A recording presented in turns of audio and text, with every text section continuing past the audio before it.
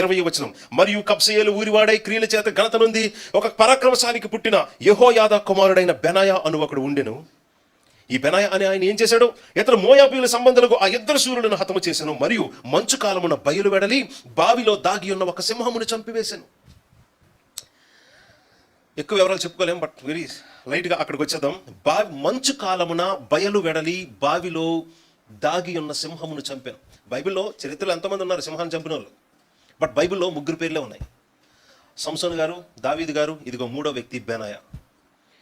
సంసోను మీదకి అటాక్ చేయడానికి వచ్చినప్పుడు ఆయన తిరిగి దాన్ని చంపాడు.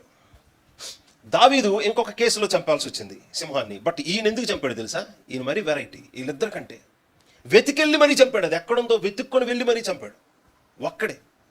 ఇంతకీ పరిస్థితి ఏంటో తెలుసా? అది మంచు కాలం. మంచు కాలం అంటే ఈ జంతువులన్నీ దాక్కొని ఉన్నాయి. ఈ సింహానికి ఫుడ్ దొరకలేదు, చాలా ఆకలితో ఉంది. కాబట్టి ఈ సింహం ఇంకెక్కడ ఫుడ్ దొరకట్లేదు, అది మంచు కురుస్తున్న సమయం, ఈ జంతువులన్నీ ఎక్కడెక్కడ దాక్కుని ఉన్నాయి. దానికి ఫుడ్ లేక ఎంత ఆకలిగా ఉందో అది ఊళ్ళోకి వచ్చేసింది. అది ఊళ్ళోకి ఆహారం లేక ఎవరినో తినడానికి వచ్చిందన్న విషయం అర్థమైంది. కాబట్టి జనాలందరూ సింహాన్ని చూసి తలుపులు వేసుకుని ఇంట్లో దాక్కున్నారు. మరి ఎంతసేపు అలా దాక్కున్నారో, కానీ ఒకడు ఉంటాడు కదా ఊరికొకడు, అప్పట్లో ఒకడు ఉండేవాడు. ఇలాంటివన్నీ ఇలాంటి వాళ్ళకే, ఇలాంటి టైటిల్స్ అన్ని ఇలాంటి వాళ్ళకే. ఆ టైంలో అక్కడొకడు ఉన్నాడు. అందరూ ఇంట్లో దాక్కుని ఉంటే ఈ ఒక్కడు మాత్రం బయలు వెడలి అంటే ఏంటో తెలుసండి, అందరూ తలుపులు బిగించుకొని ఇంట్లో ఉంటే ఒక్కడు మాత్రం తలుపు తీసుకొని బయటకు వచ్చాడు. ఈ దేవుని ప్రజలు ఇశ్రాయేలీలందరినీ భయపెడుతూ వాళ్ళు బయటికి రావడానికి అవకాశం లేకుండా, బయటకు వస్తే చంపేస్తా తినేస్తా అని మరణముతో కబలించడానికి సిద్ధంగా ఉన్న ఆ శత్రువు ఎక్కడుందో, ఆ సింహం ఏం చేసిందో తెలుసా? వీళ్ళందరూ తలుపులు వేసుకొని ఇంట్లో ఉండడం కాదు, కానీ ఎవరు వస్తే తిందామని వెళ్ళిపోయినట్లు నటించేటట్లు అది ఒక బావిలో దిగి దాక్కుంది నీలో. వీళ్ళందరినీ దేవుని ప్రజలు ఎక్కడ ఉన్న వాళ్ళు, దేవుని ప్రజలందరినీ ఒక మరణ భయంతో వాళ్ళు బందీలుగా ఉన్నారు. వాళ్ళ ఇళ్లలో వాళ్ళే బందీలుగా ఉన్నారు. అలాంటి వాళ్ళని విడిపించి వాళ్ళని మరణంతో భయపెడుతున్న శత్రువు ఎక్కడుందో దాన్ని వెదికి వెళ్ళి మరి చంపి తన ప్రజలకు విడుదల ఇచ్చిన ఒక రక్షకుడు. ఇక్కడ ఎవరు కనిపిస్తున్నారు?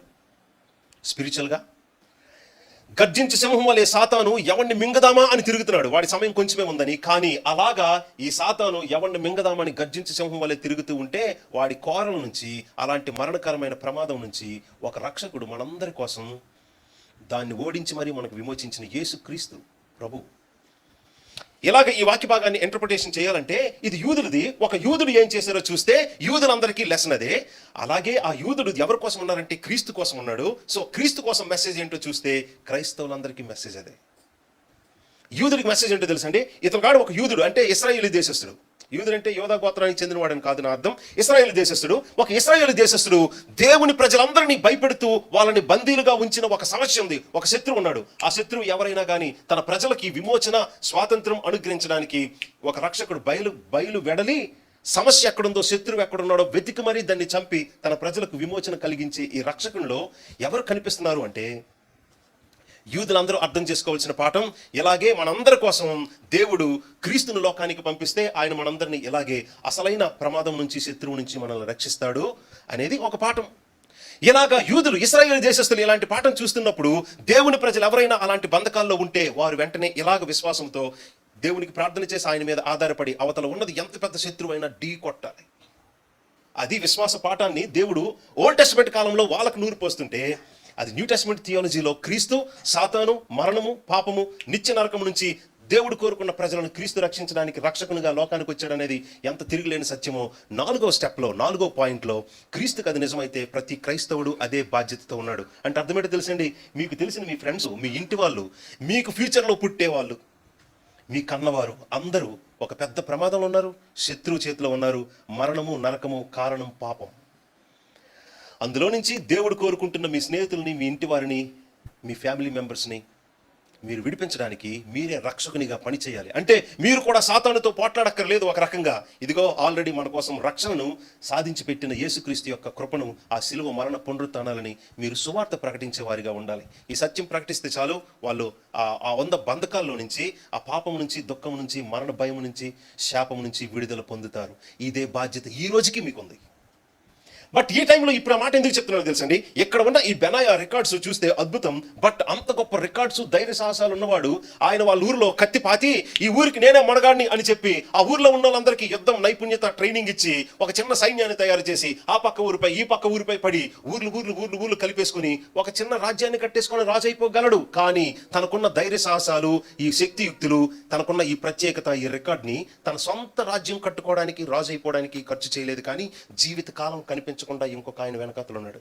ఎవరు వెనక? 8వ వచనం చూడండి, ఎవరు వెనక ఉన్నాడు జీవితం అంతా.